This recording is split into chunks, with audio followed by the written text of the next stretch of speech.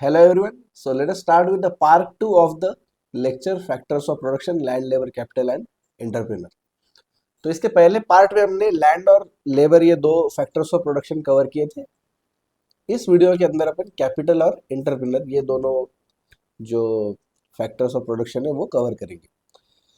सबसे पहले ये समझते हैं कि बेसिकली कैपिटल यानी कि क्या है। लैंड लेबर कैपिटल एंटरप्रेन्योर के अंदर हमने देख लिया, लैंड मतलब जो नेचुरल रिसोर्सेस हमें अवेलेबल होते हैं, सबसे इंपॉर्टेंट उसके अंदर जमीन है। फिर वो छोड़ के फिर हवा पानी ये भी सारी चीजें आती है, जो भी नेचुरल रिसोर्सेस है वो। बट मतलब मैक्सिमम मतलब बड़े पैमाने पे अगर देखने गए तो हम जमीन। फिर लेबर मतलब जो लोग काम करते हैं, जो फैक्ट्री का लेबर होगा, ऑफिस का लेबर होगा, जो मैनेजमेंट होगी, जो सीईओ होगा, वो सब कहाँ पे आते हैं? लेबर के अंदर। नेक्स्ट है हमारा कैपिटल। अब कैपिटल मतलब क्या है? तो कैपिटल यानी कि जो मैनमेड चीजें हैं, जो हम बनाते हैं, उसको बोलते हैं कैपिटल। यानी कि क्या? जैसे कि जमीन ऑलरेडी अवेलेबल, बट अपने को चाहिए फैक्ट्री, तो फैक्ट्री की बिल्डिंग बनानी पड़ेगी। जमीन ऑलरेडी अवेलेबल है, मुझे ऑफिस बनाना है तो ऑफिस की बिल्डिंग बनानी पड़ेगी। जमीन ऑलरेडी अवेलेबल है, मुझे उसके ऊपर कुछ दुकान डालनी है या गोडाउन बनाना है, तो उसके लिए बिल्डिंग मुझे बनानी पड़ेगी, वो मुझे रेडीली अवेलेबल नहीं मिलेगी। सो building is a form of capital. हमें कुछ प्रोडक्शन करना है तो उसके लिए मशीनरी लगेगी, कुछ माल बनेगा उसको स्टोर करना है उसके लिए फर्नीचर लगेगा।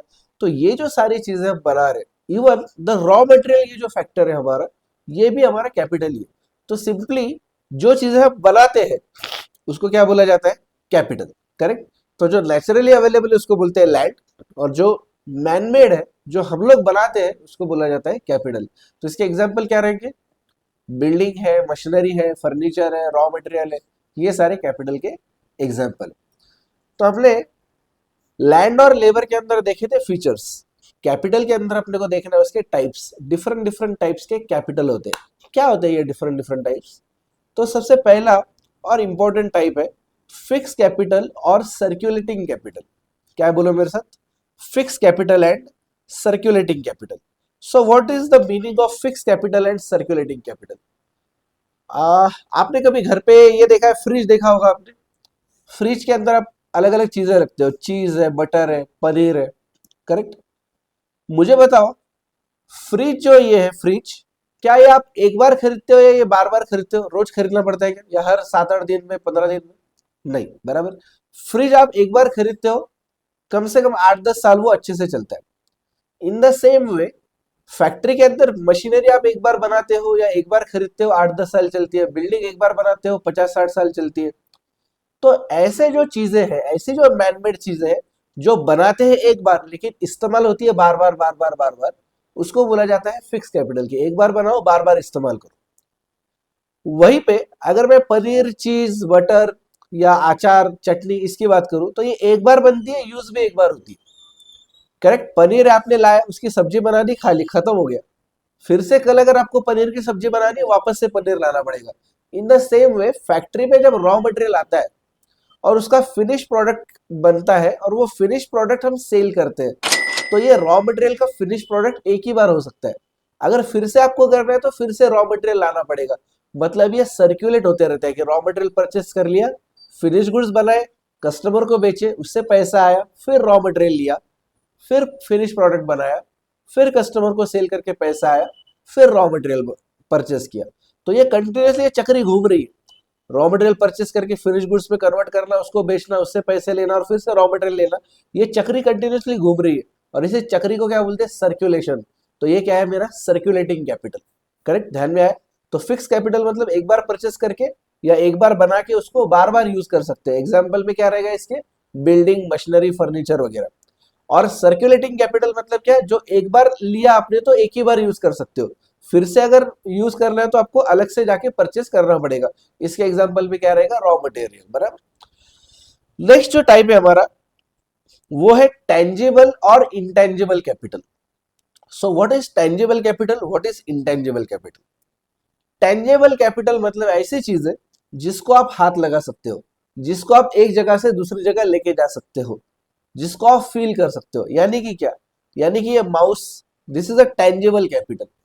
ये mobile, this is a tangible capital. मैं इसको छू सकता हूँ, मैं इसको एक जगह से दूसरी जगह ले जा सकता हूँ, इसको बोला जाता है टेंजिबल कैपिटल।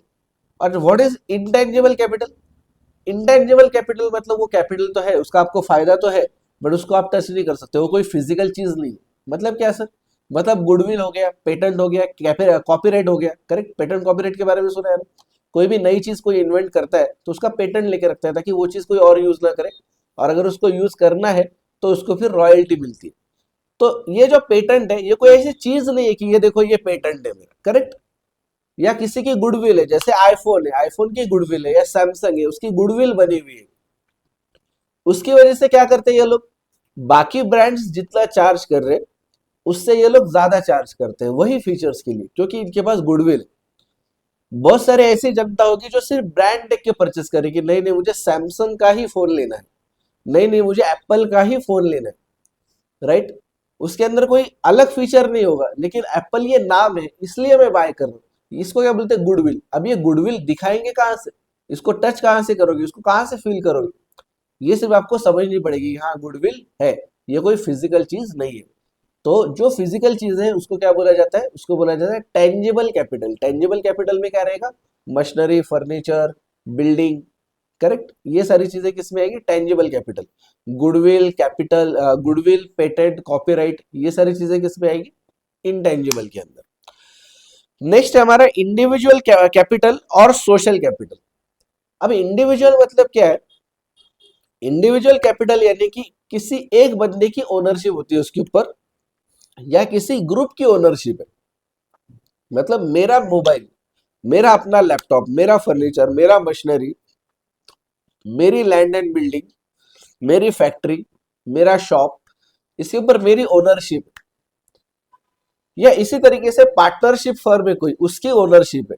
कोई प्राइवेट लिमिटेड कंपनी, कोई पब्लिक लिमिटेड कंपनी, कोई रिलायंस है, आईटीसी है, टाटा मोटर्स है, इनकी एसेट्स है, ये सारी आती है इंडिविजुअल कैपिटल के अंदर, क्योंकि इसके ऊपर एक तो एक बंदा या किसी ग्रुप की ओनरशिप है स्पेसिफिक। लेकिन दूसरा टाइप है सोशल कैपिटल। सोशल कैपिटल पे किसी एक बंदे की या किसी एक ग्रुप की ओनरशिप नहीं होती है, उस पे सबकी ओनरशिप है। Example, roads, bridges, dams. आप बता सकते हो क्या इस पे किसकी ओनरशिप है? हम बोलते हैं ये रोड किसी के बाप का है क्या? तेरे बाप का है क्या रोड? नहीं, मतलब किसकी ओनरशिप इस पे नहीं है, ये पूरी सोसाइटी की है, करेक्ट। पूरे देश की प्रॉपर्टी, करेक्ट। डैम्स हो गए, ब्रिजेस हो गए, ये पूरी देश की प्रॉपर्टी। आप बोलेंगे सर ये तो सरकार की है ना, बट बच्चों सरकार भी तो कोई फिक्स चीज नहीं है ना। जैसे आज नरेंद्र मोदी है, कल जाके मान लो उनकी जगह कोई और आ जाएगा। या 2014 के पहले मनमोहन सिंह थे वहां पे, उसके पहले और कोई था। तो ये कंटिन्यूअसली चेंज हो रहा है, तो इस पे ओनरशिप किसकी? पूरी देश की है, पूरी समाज की ओनरशिप है, किसी एक बंदे की या किसी ग्रुप की ओनरशिप नहीं है। तो इसको क्या बोला जाता है? सोशल कैपिटल, बराबर। नेक्स्ट होता है हमारा real capital and human capital.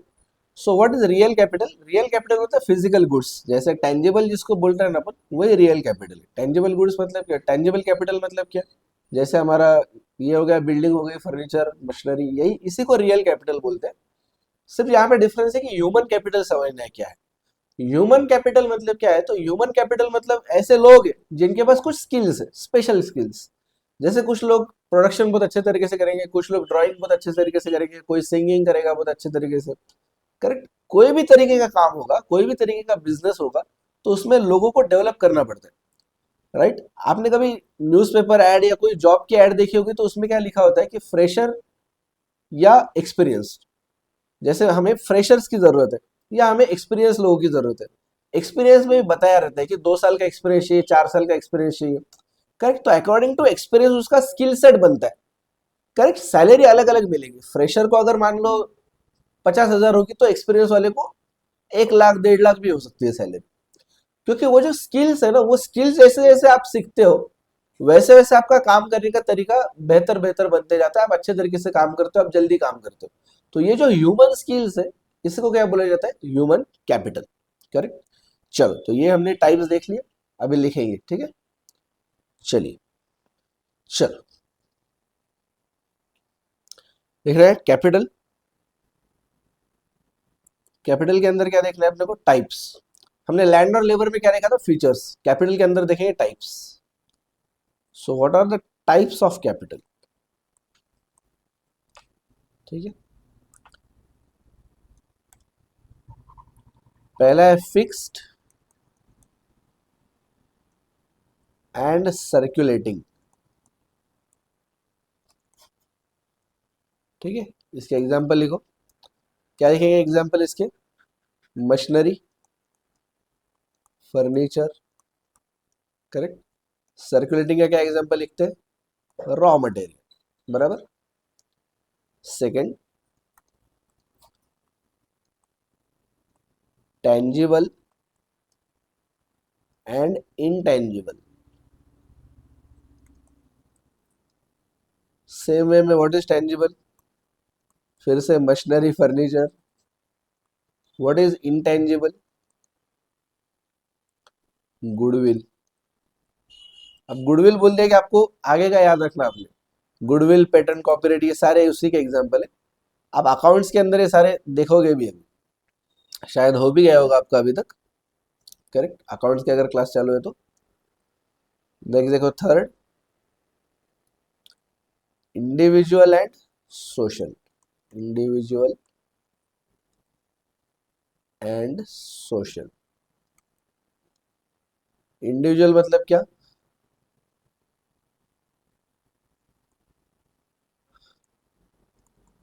Belonging to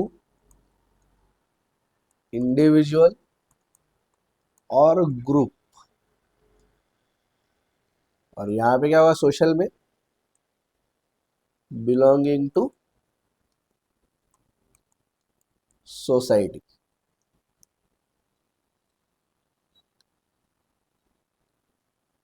belonging to society. Fourth क्या देखेंगे टाइप अपन? Real and human capital. So what is real? फिर से फिजिकल चीजें सारी, मशीनरी, फर्नीचर। और ह्यूमन कैपिटल में क्या आता है? Human skills. Human skills, correct. Actually ये मॉड्यूल के अंदर अगर देखोगे तो अलग अलग टाइप दिया है उन्होंने, जैसे फिक्स्ड पहला, फिर सेकंड सर्कुलेटिंग, फिर तीसरा टेंजिबल, चौथा इंटेंजिबल, इस टाइप से। बट यहाँ पे एक्चुअली प्रॉब्लम है कि फिक्स्ड अगर देखोगे आप, टेंजिबल अगर देखोगे और रियल अगर देखोगे तो तीनों के सेम ही एग्जाम्पल, तो ये वैसे याद रखना मुश्किल है। तो ये अलग अलग अगर देखेंगे ना अपन तो उसका कंपैरिजन में ध्यान में नहीं आएगा। ये आपको कंपैरिजन के फॉर्म में याद रखने की, फिक्स्ड एंड सर्कुलेटिंग। तो यहाँ पे फिक्स में मशीनरी, फर्नीचर है, सर्कुलेटिंग में रॉ मटेरियल है जो सर्कुलेट हो रहा है। टेंजिबल एंड इनटेंजिबल, तो यहाँ पे फिर से टेंजिबल के अंदर मशीनरी, फर्नीचर ही है, लेकिन यहाँ पे इंटेंजिबल में क्या है? Goodwill, copyright, patent. फिर रियल एंड ह्यूमन के अंदर रियल में फिर से मशीनरी, फर्नीचर ही है, लेकिन ह्यूमन में क्या है? यहाँ पे ह्यूमन स्किल्स है। तो ये ऐसे कंपैरिजन के फॉर्म में याद रखोगे तो फिर ध्यान में भी रहेगा। इसके लिए हमने इस तरीके से उसको लिखा है, ठीक है। इंडिविजुअल और सोशल के एग्जाम्पल लिखना है क्या? एक सेकेंड, एक काम करो, इंडिविजुअल और सोशल के एग्जाम्पल लिख लो, क्योंकि वो बाद में फिर ध्यान में नहीं आएगा ना।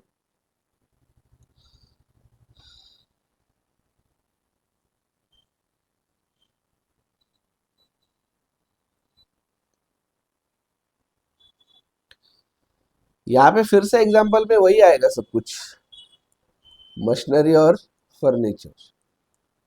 यहाँ पे क्या आएगा? बिलोंगिंग टू सोसाइटी में। यहाँ पे मैं एक लाइन खींच लेता हूँ। यहाँ पे क्या आएगा? बिलोंगिंग टू सोसाइटी मतलब रोड, ब्रिज, डैम, एटसेट्रा, बराबर। चलो, इस तरीके से ये है टाइप्स। इसके अंदर और एक चीज सीखनी है अपने को कैपिटल के अंदर। एक तो हमने टाइप सीख लिया ना, इसको ऐसा ए करके यहाँ पे बड़ा राउंड बनाओ। ए में टाइप्स हमने पढ़ा, बी में हम देखेंगे स्टेजेस ऑफ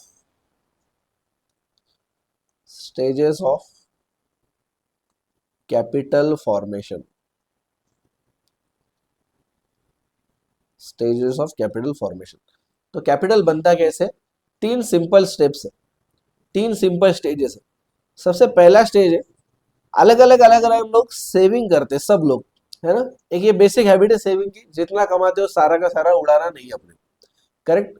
50,000 कमाते हैं 10,000 तो भी सेव करो, 40,000 खर्च कर सकते हो। तो ये डिफरेंट डिफरेंट लोग कुछ ना कुछ अमाउंट सेव करते हैं, कोई लोग 1,000, कोई 5,000, कोई 10,000, कोई 15,000, कोई 20,000, इस टाइप से सेव करते हैं। फिर क्या होता है, ये सेविंग करके क्या करेंगे, सिर्फ कैश या बैंक में थोड़ी ना रखेंगे, करेक्ट। सेविंग कहाँ होगी, कैश या बैंक में, मतलब सेविंग अकाउंट, करेक्ट। फिर ये सेविंग का करोगे क्या, ये सेविंग का आप करोगे सेकेंड स्टेप में इन्वेस्टमेंट, करेक्ट, इन्वेस्टमेंट।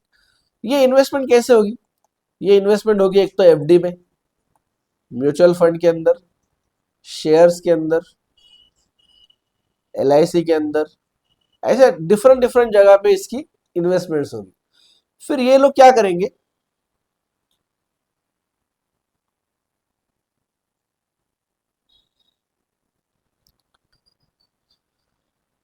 ये लोग क्या करेंगे, इसको किसी बिजनेस में, इसका ये पैसा जो है, ये फंड जो है, ये फंडिंग करेंगे, किसको फंडिंग करेंगे ये लोग, फंडिंग टू बिजनेसेस। कैसे बिजनेसेस को फंडिंग करेंगे, जैसे रिलायंस हो गया, टाटाज हो गए, अंबानी हो गए, रिलायंस आ गया अंबानी में, अडानी आ गया, ये इनको पैसा देंगे। फिर ये क्या करेंगे आगे, ये आगे ये पैसे का यूज करके ये लोग बिल्डिंग बनाएंगे, मशीनरी बनाएंगे, फर्नीचर बनाएंगे, ये सब करेंगे। तो कैपिटल इस टाइप से बनता है। कैपिटल बनाया किसने आखिरी में, हाँ, कैपिटल बनाया किसने, कैपिटल बनाया रिलायंस ने, कैपिटल बनाया अडानी ने, कैपिटल बनाया टाटा ने, कैपिटल बनाया बिरला ने। या जरूरी नहीं कि आप ये सब बड़े बड़े बिजनेसमैन ही हो, आपके बाजू का कोई दुकानदार है, उसके दुकान में जाके देखो आप क्या क्या है उसके पास में, उसके पास में दुकान है, मतलब शॉप है, उसके अंदर फर्नीचर है, उसके अंदर वो वेइंग मशीन है, उसके अंदर अलग अलग बाकी चीजें हैं सारी, करेक्ट। प्रिंटिंग स्टेशनरी का होगा तो वो सारी चीजें हैं, किराना का होगा तो वो सारे। तो ये सब क्या हो गया, ये उसके दुकान के अंदर जो चीजें हैं, या जो दुकान itself is what, it is a capital. ये बना कहां से, इसने बैंक से लोन लिया होगा, तो बैंक ने लोन दिया तो बैंक को पैसा कहां से आया, हम लोगों ने जो सेविंग अकाउंट में पैसे रखे थे उसका हमने एफडी बनाया था, वही पैसा इन्होंने यूज किया। तो अल्टीमेटली देखना, ये सारी स्टेजेस है। सबसे पहले क्या हो रहा है, सबसे पहले हो रहा है सेविंग, उसके बाद में क्या हो रहा है, ये मान लो एफडी के अंदर जा रहे हैं, फिर एफडी से लोन दे रहे हैं, और ये लोन से फिर मशीनरी बिल्डिंग ये सब बन रहा है, करेक्ट। तो इसको इन्होंने क्या किया, सेविंग की जो स्टेप है इसको बोल दिया सेविंग, सबसे पहला सेविंग, ठीक है, इसको बोला सेविंग।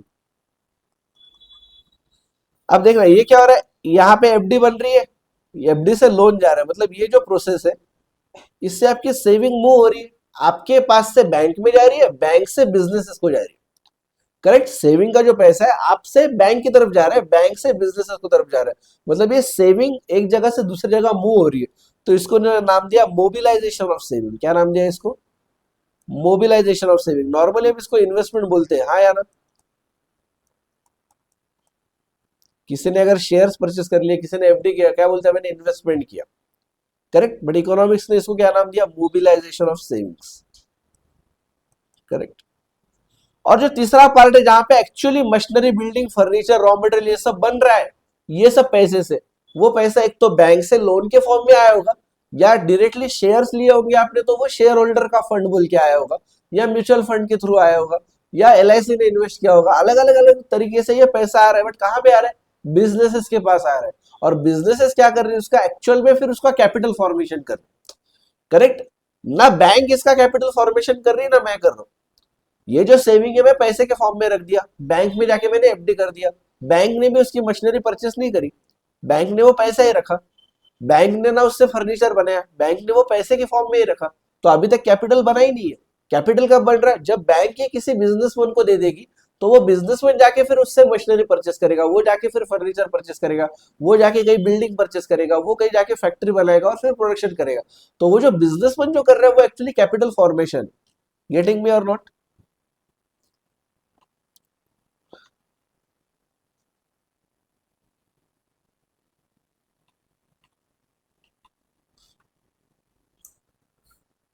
ओके, चलो फिर लिख के लेते हैं।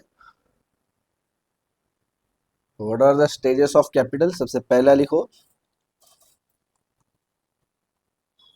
सेविंग्स, सबसे पहले तो क्या होता है, आम जनता जो है वो सेविंग करती है।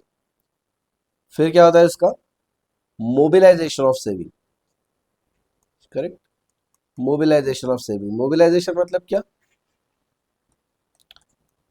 मतलब वो पैसा आम जनता से बैंक में आता है, बैंक से बिजनेसेस के पास जाता है, और फिर बिजनेसेस क्या करते हैं एक्चुअली उससे, लैंड बिल्डिंग, लैंड तो नहीं बोल सकते, लैंड तो इधर आ गया, कैपिटल के अंदर क्या गया, building, machinery, furniture, raw material, ये सब परचेस करते हैं या सब एक्वायर करते हैं या बनाते हैं।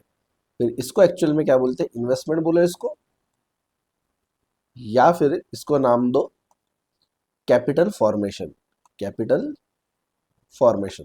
तो ये थर्ड स्टेज में एक्चुअल में कैपिटल फॉर्मेशन होता है।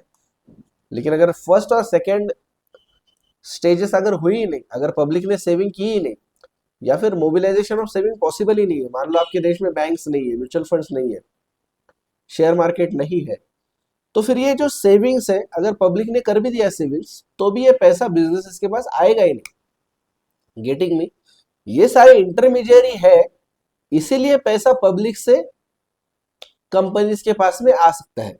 नहीं तो फिर 5 और 10 हजार की मेरी सेविंग में किससे बात करूंगा, मैं टाटा से बात करूंगा कि आप मुझसे लोन पे लोगे, या फिर रिलायंस से बात करूं, या बिरला से बात करूं, या अडानी से बात करूं, या मेरे बाजू वाले दुकानदार से बात करूं, किससे बात करूं, करेक्ट। तो ये सब मैनेज करने वाले जो लोग हैं, यानी कि बैंक्स, म्यूचुअल फंड्स वगैरह, इसको बोला जाता है इंटरमीडिएट। तो ये लोग क्या करते हैं, मोबिलाइजेशन ऑफ सेविंग करते हैं, ये आम जनता से पैसा इकट्ठा करते हैं और फिर बिजनेसेस को देते हैं लोन पे, बराबर। तो उससे क्या होता है, फिर वो लोग पैसा इंटरेस्ट पे लेके, लोन पे लेके, वो लोग उससे एक्चुअल में कैपिटल बनाते हैं, करेक्ट। तो ये हो गए हमारी 3 stages of capital formation. Okay, so we are done with this third factor of production यानी कि capital. Now we are moving towards the fourth factor of production यानी कि इंटरप्रेन्योर। हमारा जो ये जो बिजनेस है, ये इकोनॉमिक्स है, ये सब जो कुछ पढ़ रहे हैं अपन, इसके अंदर हमारा हीरो जो है ना, वो है इंटरप्रेन्योर। क्यों ऐसा, why he is the hero, क्योंकि लैंड, लेबर और कैपिटल, इनको साथ में लाना, सबको एक मोटिव देना कि भैया फर्नीचर बनाना है, भैया कंप्यूटर्स बनाने हैं, भैया मोबाइल्स बनाने हैं, करेक्ट। कोई तो प्रोडक्ट बनाना पड़ेगा ना, चेयर्स बनाओ, टेबल्स बनाओ, पेन बनाओ, इसका कंप्यूटर का माउस बनाओ, घड़ी बनाओ, कुछ तो, राइट। तो ये तीनों को भी साथ में लाता है। वो लैंड लेता है रेंट पे, उसके ऊपर बिल्डिंग बनाता है, पैसे लेके बैंक से पैसा लाता है लोन के फॉर्म में, उसके ऊपर बिल्डिंग बनाता है, फिर वो बन गई फैक्ट्री, उसमें मशीनरी परचेस करता है, फर्नीचर बनाता है, रॉ मटेरियल लेके आता है, फिर लेबर को काम पे लगाता है, बोलता है चलो प्रोडक्शन करो, कुछ मार्केटिंग के बंदों को काम पे लगाता है, बोलता है कि आजू बाजू के एरिया में जाओ मार्केटिंग करो, करेक्ट। पूरी प्रोडक्शन चेन बनाता है, और फिर वो धीरे धीरे धीरे फिर माल बेचना चालू होता है, बिजनेस चालू होता है, और धीरे धीरे वो आगे बढ़ता है। ये सब काम को, लैंड को, लेबर को और आपके कैपिटल को एक साथ लाना, इकट्ठा करना, इनसे काम करवा के लेना, ये सब कुछ कौन कर रहा है, इंटरप्रेन्योर कर रहा है। अगर इंटरप्रेन्योर नहीं है ना, तो लैंड भी कुछ काम की नहीं है, ना लेबर कुछ काम का है, ना कैपिटल कुछ काम का है। अपन कई बार ये सुनते हैं ना कि अनएम्प्लॉयमेंट बहुत ज्यादा है, बेरोजगारी बहुत ज्यादा है इंडिया में। क्यों ज्यादा है, बेरोजगारी है मतलब ही लेबर अवेलेबल है, करेक्ट ना। जॉब नहीं मिल रहे लोगों को, मतलब ही तो लोग तो है ना, मतलब ही लेबर अवेलेबल है। लैंड तो इंडिया में जितनी चाहिए उतनी अवेलेबल है, कैपिटल का भी टेंशन नहीं है, इतने सारे लोग हैं, इतने सारी सेविंग्स है, इतना सारा पैसा बैंक में पड़ा हुआ है। आज भी अगर एफडी के फॉर्म में कितना पैसा पड़ा है बैंक में देखेंगे तो वो कई लाखों करोड़ों में अमाउंट जाएगी। फिर क्यों है बेरोजगारी, फिर क्यों नहीं बिजनेस बढ़ रहे, क्योंकि भैया कमी है इंटरप्रेन्योर की।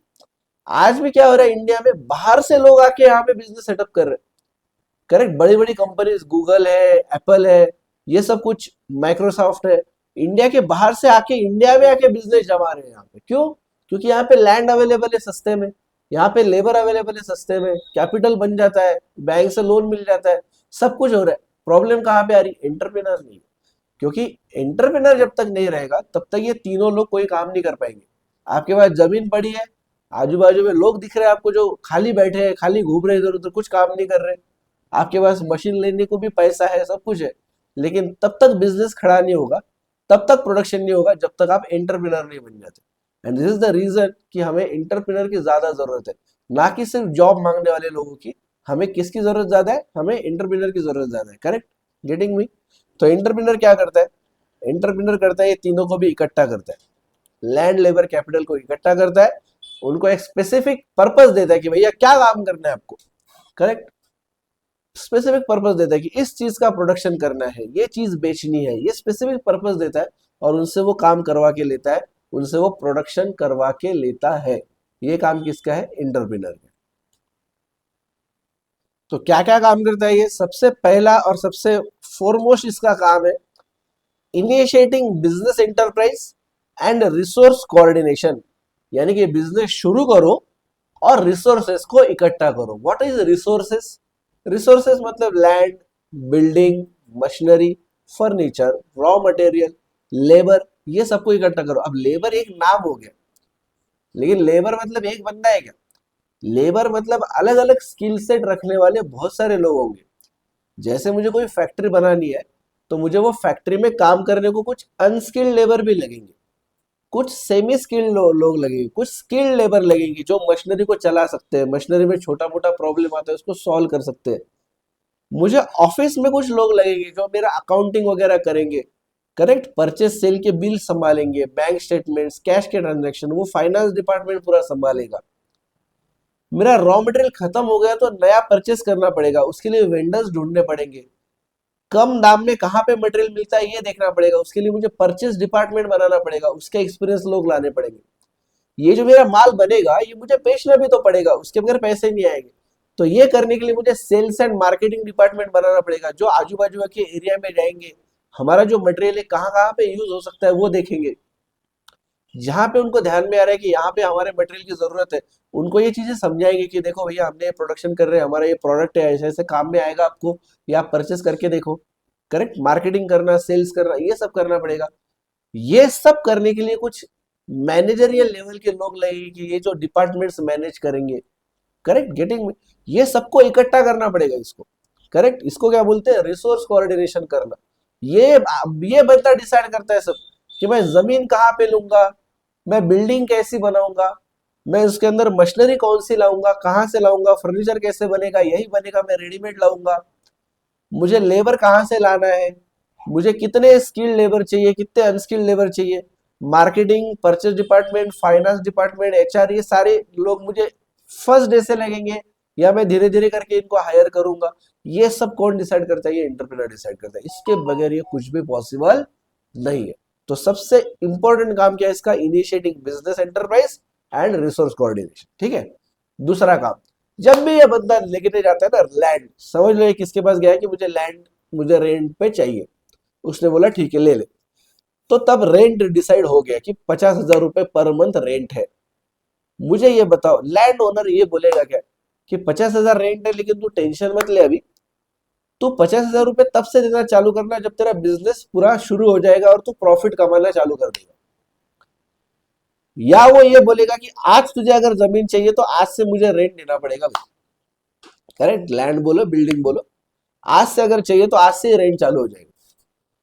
फिर उसके ऊपर मुझे मशीनरी लाना, इंस्टॉलेशन करना, ये सब चीजों को 1.5-2 महीना लगेगा, बैंक लोन को वगैरह टाइम लगेगा, रॉ मटेरियल आएगा, फिर मैं लेबर हायर करूंगा, ये सब करते करते मुझे प्रोडक्शन चालू होना, मेरे पहले बैच का प्रोडक्शन होने के लिए मुझे शायद 2-3 महीने लग जाएंगे, लेकिन रेंट तो मेरा पहले दिन से चालू होगा।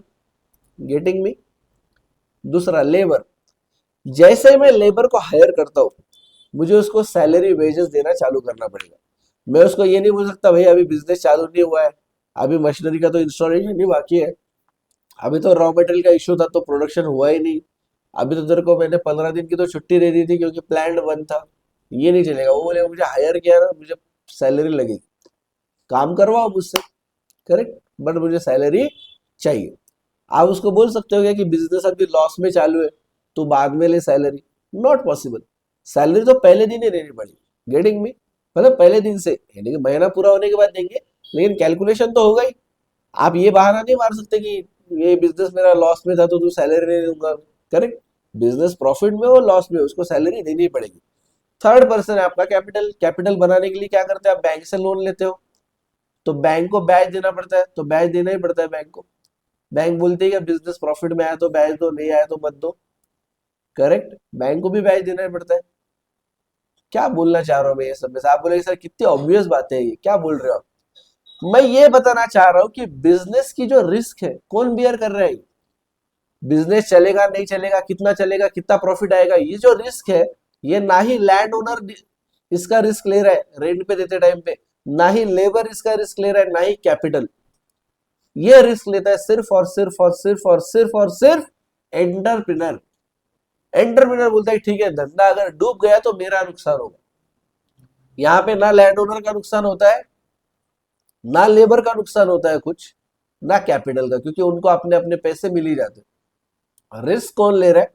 रिस्क ले रहा है एंटरप्रेन्योर। कोई भी नया कॉम्पिटिटर आ गया, सस्ते में बेचना चालू कर दिया उसने, तो तुरंत इसका बिजनेस लॉस में जाने का चांस है। तो इससे बचने के लिए, मेरा बिजनेस लॉस में ना जाए, कोई कॉम्पिटिटर आके मेरे बिजनेस पे हावी ना हो जाए, इससे बचने के लिए क्या करना पड़ता है? मुझे कंटिन्यूअसली कुछ ना कुछ नया नया नया नया निकालना पड़ता है। आपने देखा होगा, मोबाइल इंडस्ट्री में देख लो, कंप्यूटर्स देख लो, लैपटॉप्स वगैरह, या कार की इंडस्ट्री देख लो, हर महीने डेढ़ महीने में कुछ ना कुछ नया फीचर आ जाता है, कुछ ना कुछ नया मॉडल आ जाता है। मुझे बताओ, सैमसंग ने 2010 में जो मॉडल निकाला था फोन का, क्या आज भी वही बेच रहा है वो? बिल्कुल नहीं। हम तो ऐसा मॉडल लेना चाहते हैं जो पिछले महीने या 2 महीने में बना है, राइट? कोई मॉडल अगर उसका फोन का 2022 या 2023 में बना है, तो वो भी आप जाके परचेस नहीं करते हो। आप क्या बोलते हो? मुझे लेटेस्ट चाहिए, अपडेटेड चाहिए। करेक्ट। होंडा या टाटा या महिंद्रा ये सब गाड़ियां बनाते हैं, तो क्या ये गाड़ियां 2015 2016 में बनी हुई गाड़ियां क्या अभी वही बेच रहे? अरे अभी आप जाके न्यूज में चेक करो, अभी अपकमिंग 10 से 15 एक्सयूवीज या गाड़ियां लॉन्च होने की आपको ये मिल जाएंगी न्यूज वगैरह। आप अभी इस पे गूगल पे या यूट्यूब पे डालो कि अपकमिंग कार्स इन इंडिया, तो अगले साल में कम से कम 10 से 12 नई गाड़ियां आ रही है, ये न्यूज आपको देखने को मिलेगी। मतलब ये क्या कर रहे, कंटिन्यूअसली नया नया कुछ ना कुछ लाने की कोशिश कर रहे, ताकि हम कंपटीशन से बाहर ना फेंके जाए, हमारा बिजनेस चालू रहे, हमारा बिजनेस और भी बढ़े। तो इसी को क्या बोला जाता है? इनोवेशन। तो बच्चों फिर से एक बार रिवाइज करो, या इसको बोल सकते हो कि कंक्लूड करो कि ये 3 काम है, किसी भी एंटरप्रेन्योर के ये 3 काम होते हैं। सबसे पहला क्या है? Initiate business and resource coordination. Business चालू करना, रिसोर्सेस को साथ में लाना, इकट्ठा करना। दूसरा काम क्या है? रिस्क लेता है ये बंदा, रिस्क बियरिंग, या जिसको बोला जाता है अनसर्टेनिटी बियरिंग। अनसर्टेनिटी मतलब पक्का नहीं है, कितना प्रॉफिट होगा पक्का नहीं है। Getting me? रेंट पता है कितना देंगे, बैंक को बैच पता है कितना देंगे, लेबर को पता है सैलरी वेजेस कितनी मिलेगी, लेकिन प्रॉफिट का कोई ठिकाना नहीं, होगा या नहीं होगा वो भी नहीं पता। करेक्ट। कितना होगा से पहला क्वेश्चन है, होगा या नहीं होगा, प्रॉफिट होगा या लॉस होगा, ये पहला है। अगर प्रॉफिट हो रहा है तो फिर कितना होगा, ज्यादा होगा या कम होगा। करेक्ट। तो कोई सी का भी कोई ठिकाना नहीं है। तो एंटरप्रेन्योर को जो रिटर्न मिलता है, रिटर्न यानी कि प्रॉफिट, तो आपको क्या मिलता है? लैंड को क्या मिलता है रिटर्न में? लैंड के बदले में रेंट देते हो आप, कैपिटल के बदले में ब्याज देते हो, इंटरेस्ट, राइट? आपका लेबर है, उसके बदले में उसको क्या देते हो? उसके काम के बदले में उसको सैलरी वेजेस देते हो। वैसा एंटरप्रेन्योर जो काम कर रहा है, इसके बदले में उसको क्या मिलता है? प्रॉफिट। तो ये प्रॉफिट कितना मिलेगा, इसकी कोई भी सर्टेनिटी अवेलेबल नहीं है, इसका कोई भी ठिकाना नहीं है। करेक्ट। तो पहला काम हो गया बिजनेस चालू करना, रिसोर्सेस को इकट्ठा करना। दूसरा हो गया रिस्क लेना, ये जो रिस्क है, प्रॉफिट कितना होगा नहीं होगा इसकी, ये रिस्क लेता है वो। और तीसरा इनोवेशन, हर बार कुछ ना कुछ नया नया करना पड़ता है, नए नए प्रोडक्ट होंगे, नई प्रोसेसेस होंगी, नया इनोवेशन होगा, कुछ ना कुछ रिसर्च एंड डेवलपमेंट उसको चालू रखना पड़ता है। तो चलो लिखेंगे यहाँ पे, आओ हमारे नोट्स पे। एंटरप्रेन्योर के नीचे लिखना है अपने को फंक्शंस ऑफ एन एंटरप्रेन्योर। ये कौन है हमारा? यहाँ पे लिख लो हीरो है, ये हमारा हीरो। ये अगर नहीं है तो कोई भी काम नहीं होगा। करेक्ट। तो इसका क्या लिखना है अपने को? Functions of an entrepreneur. Functions, ठीक है। 3 फंक्शंस है एंटरप्रेन्योर के। सबसे पहला फंक्शन है initiating business, initiating business and resource coordination. Resource coordination, resource मतलब याद है ना आपको? रिसोर्स मतलब क्या रहेगा?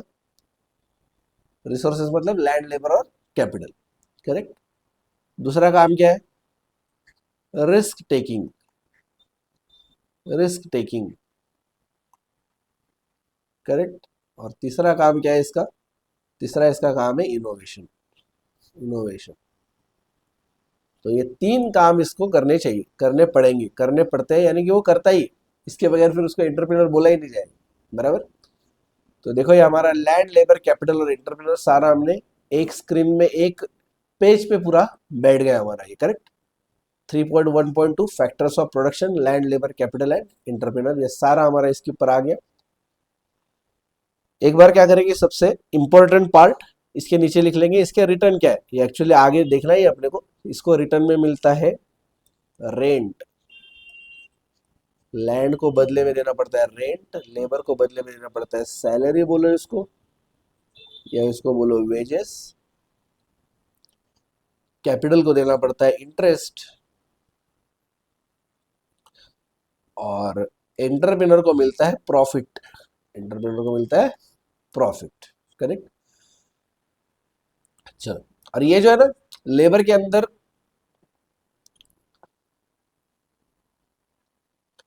ये देखना लेबर के अंदर यहाँ पे ये लिखा था ना हमने, choice between hours of labour and hours of leisure. इसके लिए इसका बैकवर्ड बेंडिंग सप्लाई कर्व बनता है, इसको मैंने आपको बोला था कि मैं नोट लिख के दूंगा आपको इसके लिए, नोट 1, करेक्ट। तो ये नोट अपन लिखेंगे नीचे, करेक्ट। मैं स्टेजेस वाला जो एक्सप्लेन करने के लिए मैंने बनाया था ये मैं मिटा देता हूँ, इसकी कोई जरूरत नहीं है अभी।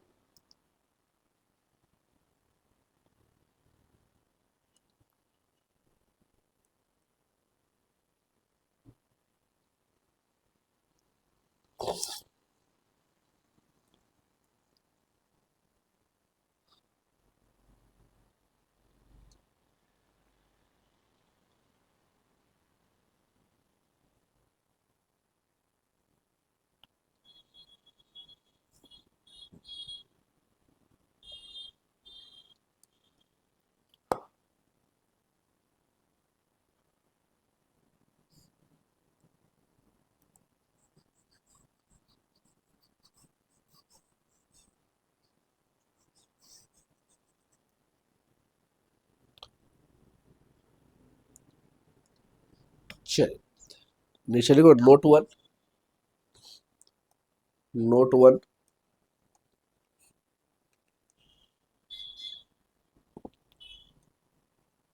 Choice between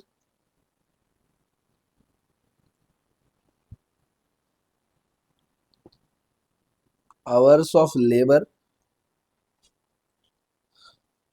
and hours of leisure. किसी भी ह्यूमन का बेसिक इंस्टिंक्ट क्या है पता है? किसी भी ह्यूमन का बेसिक इंस्टिंक्ट है कि वो आराम करे, लेजर। किसी को भी ये पसंद आता है कि मैं घर पे आराम करूं, मैं मेरे फैमिली के साथ में घूमूं, दोस्तों के साथ में टाइम पास करूं, ये सबको पसंद है। ये छोड़ के कुछ लोग ऐसे कि ये सब कुछ छोड़ के, ये सब मोह माया का त्याग करके ये सब लोग ऑफिस में आके काम करते हैं, करेक्ट। ये लोग फैक्ट्री में जाके प्रोडक्शन करते हैं, करेक्ट। ये लोग आईटी के इसमें होते हैं, सॉफ्टवेयर बनाते हैं, कुछ ना कुछ काम करते हैं। क्यों करते हैं ये लोग सब लोग काम? इसको अगर बोला कि भैया आप लेजर छोड़ के, इतना आराम छोड़ के आप काम क्यों कर रहे हो, लेजर छोड़ के आप लेबर क्यों कर रहे हो, तो ये बोलता है बेटा पापी पेट के लिए कर रहा हूं भाई, पापी पेट के लिए।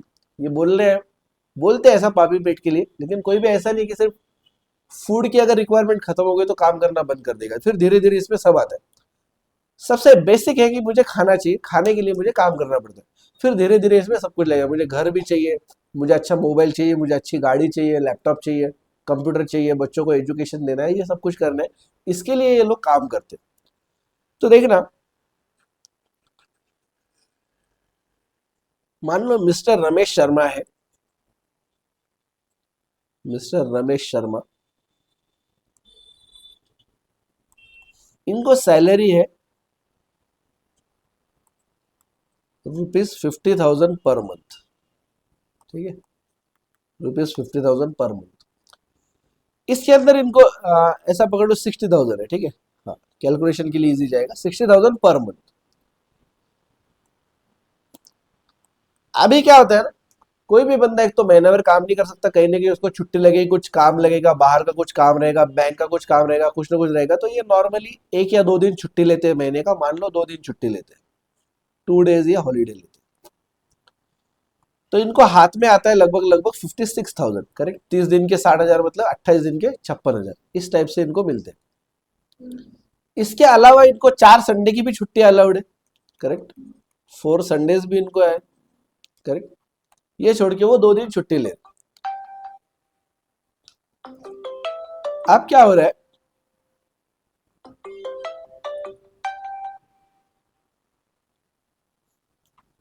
ठीक है। तो ये 4 और 2 छुट्टियां छोड़ के ये कितना काम करता है, हो गया 24 दिन काम करता है, इफेक्टिवली 24 दिन काम करता है, दिन के 8 घंटे काम करता है, 8 आवर्स। इसके बॉस ने देखा कि यार ये बंदा क्या परफेक्टली काम करता है, ये ना इसकी कोई गलती होती है, ना इसको हर चीज समझानी पड़ती है, बस इसको बोल दिया अगर कि बॉस ये काम करना है, तो ये डायरेक्टली हो ही जाता है काम। ना इसमें इसको कोई डाउट आता है, ना कुछ प्रॉब्लम आता है, ना कुछ मिस्टेक्स आती है, कस्टमर भी बहुत खुश है इसके काम से। बॉस ने बोला एक काम करेगा क्या तू, मैं तुझे 60,000 की जगह में तेरी सैलरी बढ़ा के 70,000 करता हूं। इसने बोला बहुत अच्छा है, बट इसमें कंडीशन है। बोले बोले क्या कंडीशन, बोले तुमको ना 8 घंटे की जगह 10 घंटे काम करना पड़ेगा, 10 आवर्स। पहले तो ये खुश हो गया बंदा, अच्छी बात है, बोले सैलरी बढ़ा के ज्यादा काम करूंगा मैं, कोई बात नहीं, चलो अच्छा है करूंगा, बोले मैं ज्यादा काम करूंगा। फिर ये जब इतना काम कर रहे हैं, ये भी बहुत अच्छे से कर रहे हैं, बॉस को लगा था कि ज्यादा काम करेगा तो शायद हो सकता है इसके अंदर ये टाइम पास ज्यादा कर ले, बड़े ऐसा नहीं कर रहे, बिल्कुल एकदम मन लगा के काम कर रहे हैं, दिल से काम कर रहे हैं, और भी ज्यादा प्रोडक्शन हो रहा है। बॉस ने इसको और ऑफर दे दी, बोले बॉस एक काम करते, तेरी सैलरी अपन 80,000 कर देते हैं,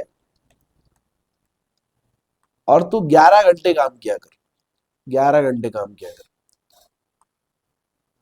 अब क्या होगा पता है क्या, अब क्या होगा, अब ये बंदा छुट्टियां ज्यादा लेगा, अब ये बंदा छुट्टियां ज्यादा लेगा, क्यों, क्योंकि देखना जब वो 2 दिन पहले छुट्टी लेता था तब भी इसको इन हैंड सैलरी कितनी आ रही थी, 56,000, 56,000। अभी उसकी सैलरी है महीने की 80,000 रुपए, या 80 को मान लो 90 कर लेते हैं, और कैलकुलेशन के लिए इजी जाएगा। इसको ऐसा करते कि इसको बोला था कि तू 12 घंटे काम कर, ठीक है, 11 की जगह 12 करते, और उसको बोला तेरी सैलरी 90,000 करते। अब क्या हो गया पता है क्या, अब इसकी पर डे सैलरी कितनी हो गई, 30 दिन के हिसाब से इसकी पर डे सैलरी कितनी हो गई, 3,000 रुपए। अब मान लो ये 5 दिन भी छुट्टी ले लेता है, 5 हॉलीडेज भी ले लेता है खुद से, तो इसके 15,000 कटेंगे, इसके हाथ में कितने आएंगे, 75,000। ये बंदा क्या सोचेगा, अरे मैं पहले जो काम कर रहा था 2 ही दिन छुट्टी लेता था, फिर भी मुझे 56,000 ही आ रहे थे हाथ में, अब तो मैं 5 दिन छुट्टी ले रहा हूं, फिर भी मुझे 75,000 आ रहे, अभी मैं क्यों ज्यादा काम करूं, गेटिंग मी, अभी मैं क्यों ज्यादा काम करूं, समझ आ रहा है क्या आपको। अभी मैं क्या करूंगा, ज्यादा छुट्टियां लेगा, क्योंकि मुझे तो है ना, मेरे लिए तो 50-60 हजार ही काफी है। 56,000 के 75,000 मिल रहे, मतलब कितने, 19,000 ज्यादा मिल रहे मुझे ऑलरेडी, आई एम गेटिंग 19,000 मोर। तो मैं क्या करूंगा, ज्यादा छुट्टियां लेके एंजॉय करूंगा, मैं कहीं फैमिली ट्रिप में चला जाऊंगा,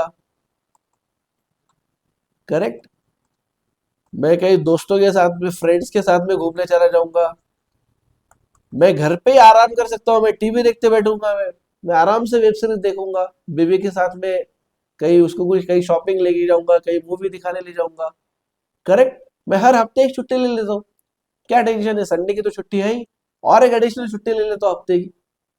तो ये माइंडसेट क्यों शिफ्ट हुआ, क्योंकि उसको इतनी ज्यादा सैलरी दे दी आपने अभी, कि वो छुट्टी ज्यादा लेने के बावजूद भी पहले से ज्यादा कमा रहे, करेक्ट, पहले से एक्स्ट्रा छुट्टियां ले रहे हो फिर भी ज्यादा कमा रहे, करेक्ट। ये जो अपने डेज के फॉर्म में एग्जांपल देखा, इसी को घंटे के, आवर्स के फॉर्म में दिखाओ, इसी बंदे को मान लो जो वेजेस है वो इसको ₹100 पर आवर, ये पहले डेज का इसलिए लिया कि नॉर्मली अपन लोग सब इससे वाकिफ होते हैं ना, छुट्टी ले लिया उसका पगार कट गया, महीने की सैलरी वगैरह। अभी आवर्स के हिसाब से देखो, ₹100 पर आवर्स ये है वेजेस है, नॉर्मली सब लोग 8 घंटे काम करते हैं और 800 रुपए कमा रहे हैं।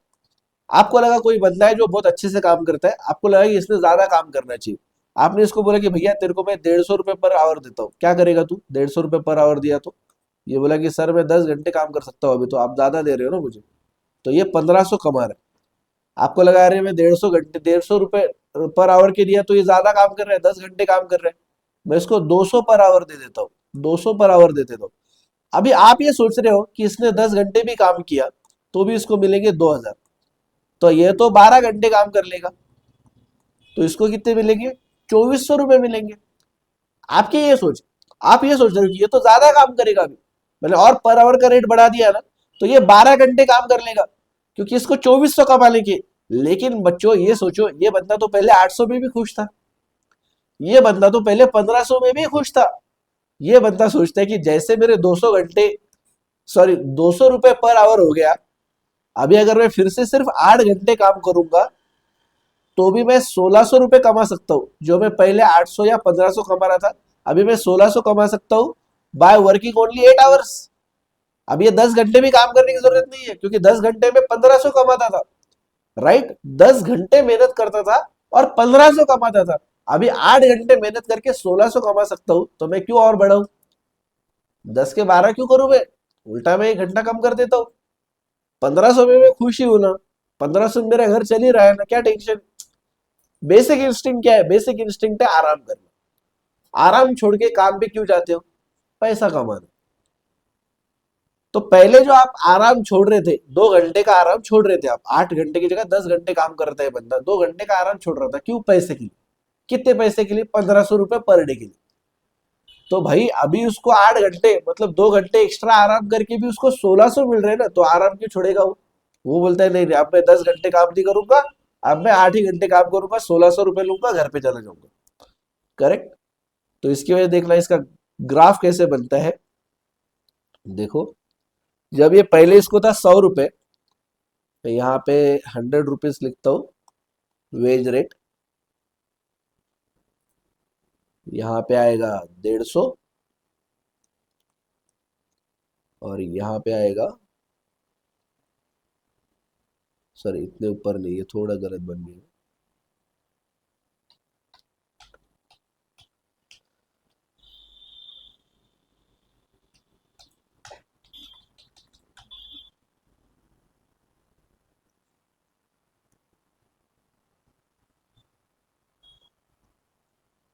यहाँ पे आएगा यहाँ पे आएगा 150। एक सेकेंड, अरे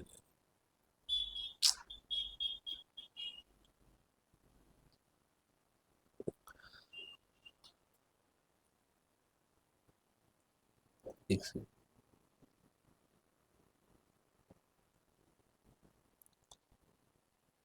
यहाँ पे आएगा 150 पर आवर, ये आएगा, नहीं पहले तो 100 था ना, यहाँ पे आएगा 100 पर आवर, यहाँ पे आएगा 150 पर आवर, और यहाँ पे आएगा मान लो 200 पर आवर।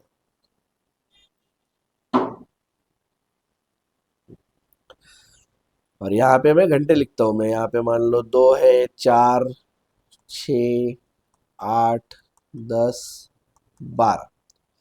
तो जब 100 रुपए था तो ये 8 घंटे काम करता था, फिर 150 रुपए देने लग गया, आप 10 घंटे काम कर रहे, तो ये ऐसा गया। आपको क्या लगा? 200 रुपए अगर मैं दूंगा ना इसको, तो पास में नहीं आएगा ना, 150 यहाँ पे आएगा, यहाँ पे। आपको लगा था कि अगर मैं इसको 200 दूंगा ना तो ये 12 घंटे काम करेगा, तो यहाँ पे चला जाएगा ये। करेक्ट? बट ऐसा नहीं हुआ, इसको क्या लगा, मैं अभी कम भी काम करूंगा तो भी मैं उतने ही कमा सकता हूँ, तो ये वापस पीछे गया। 200 जब हुआ तो ये वापस 8 घंटे ही काम कर रहा है अभी, क्योंकि उसको पता है कि मैं यहाँ पे कितना कमा रहा था, यहाँ पे मैं कमा रहा था 800 रुपए, यहाँ पे मैं कमा रहा हूँ 1500 रुपए, और यहाँ पे मैं कमा रहा हूँ 1600 रुपए। मतलब मैं कम काम करके अगर मैं ज्यादा कमा सकता हूँ तो मैं ज्यादा काम क्यों करूंगा? तो ये जो कर्व बनाइए, कैसा बनाइए? ऐसा बनाइए, ऐसा। तो इसको क्या बोलते हैं? Backward bending. Backward bending supply curve, supply curve of labour. Correct, backward bending supply curve of labour. तो उसका डायग्राम कैसे बनता है, ऐसे, मतलब शुरुआत में वो आगे जाता है फिर पीछे आता है। गेटिंग में, पहले आगे जाएगा क्योंकि पहले जब सैलरी बढ़ेगी तो ज्यादा काम करेगा कोई भी, बट एक लिमिट के बाद में बोलेगा अब मैं ज्यादा काम नहीं करूंगा, अब मैं आराम करूंगा। बराबर, समझा ये? चलो, ये कर्व का ये डाल दो नीचे, यहाँ पे लिख रहे हैं number of hours, number of hours of labour, एक सेकंड, यहाँ पे लिखो wages per hour, wages per hour, ठीक है। और ग्राफ का नाम लिखना है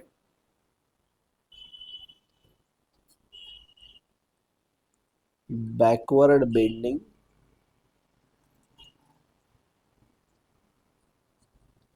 सप्लाई कर्व ऑफ लेबर, ठीक है। चलो लिखो। मुझे लगता है यही वाला एग्जांपल लिख लो, wages 100 per hour, 150 per hour और 200 पर आवर वाला, वो ऊपर का पर डे वाला जाने दो, वो सिर्फ मैं आपको समझाने के लिए बोला था, सिर्फ यही वाला लिख लो।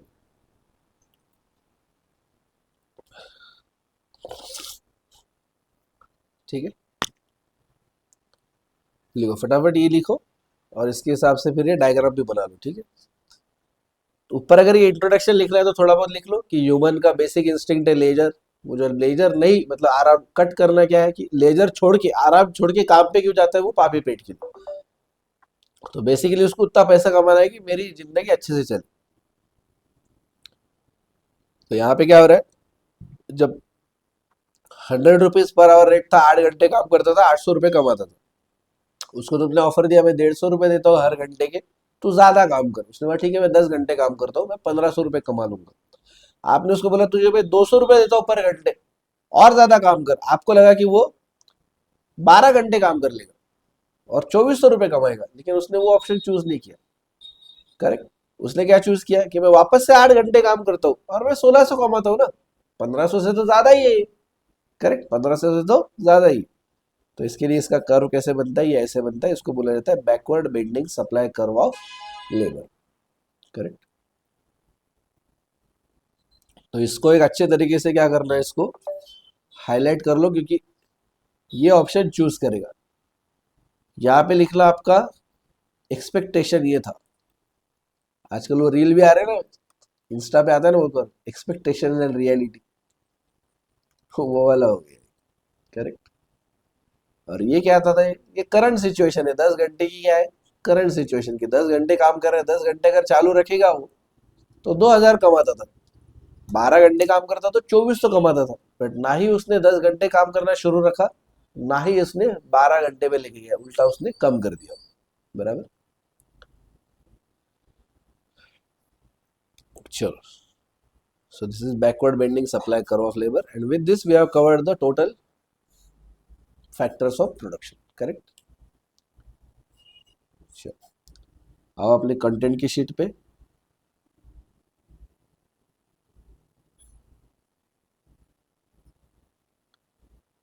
ये हो गया हमारा फैक्टर्स ऑफ प्रोडक्शन। इसके दो वीडियोस है by the way, part 1 and part 2। Part 1 हमने ऑलरेडी अपलोड किया है and this one is the part 2।